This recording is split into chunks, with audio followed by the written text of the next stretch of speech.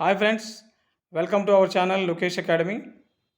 Data science చేసినటువంటి BTech గ్రాడ్యుయేట్స్కి career options ఎలా ఉంటాయని మెసేజ్ పెడుతున్నారు. అంటే బీటెక్లో డేటా సైన్స్ చేసిన వాళ్ళు, బీటెక్ డేటా సైన్స్ చేసినటువంటి గ్రాడ్యుయేట్స్కి కెరీర్ ఆప్షన్స్ ఎలా ఉంటాయని చెప్పి అడుగుతున్నారు. సే బీటెక్లో డేటా సైన్స్ చేసిన వాళ్ళు జనరల్గా డేటా సైంటిస్ట్గా కానీ డేటా అనలిస్ట్గా కానీ జాబ్స్ ఉంటాయి.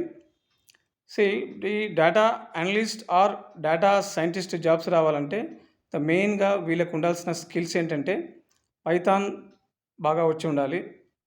Python, SQL, data visualization tools, machine learning, మ్యాథమెటిక్స్లో స్టాటిస్టిక్స్ అండ్ డేటా మైనింగ్.